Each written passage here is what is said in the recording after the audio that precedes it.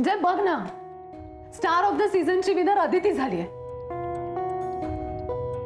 मी म्हंटल नव्हतं तुला? हे सरांनी सांगितलं? नवऱ्यांनी इन्फॉर्मेशन दिली आहे. अच्छा, अभिनंदन अदिती मॅडम.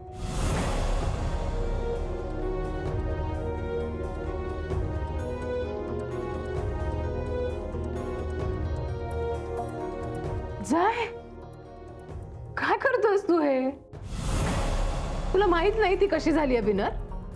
माझे क्लायंट आहेत सगळ्यात जास्त, आणि जर ह्या पद्धतीने ती विनर झाली असेल तर हे चुकीचं नाहीये. ती विनर झाली आहे याचं कारण एकच आहे, ती अदिती दाभोळकर आहे. रजनी, पुरे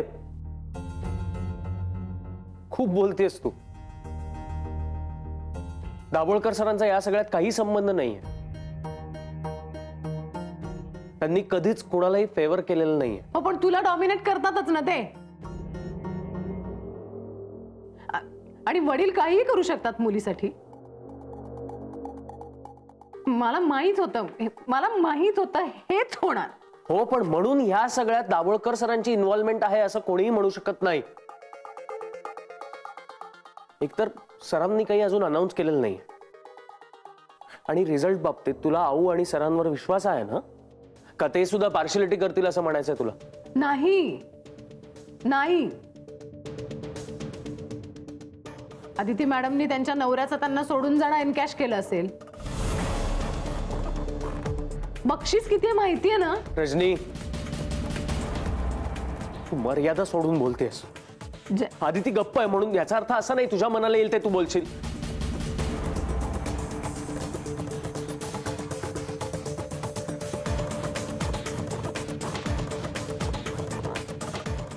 आणि मी पुन्हा एकदा सांगतोय,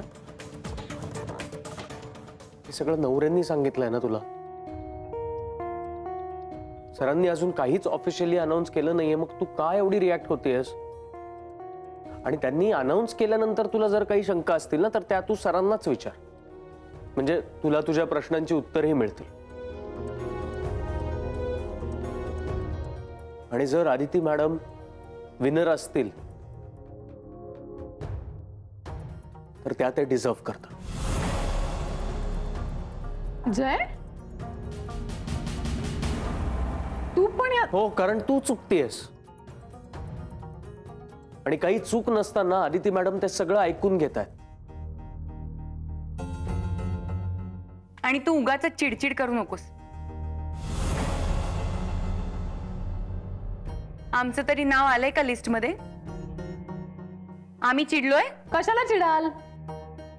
तुम्हाला तिचं सगळंच बरोबर वाटतं ना, आणि आता तर काय विनर झालीये ती, मग कशाला चिडाल तुम्ही? दुसऱ्यांच्या मेहनतीची काही कदरच नाहीये तुम्हाला.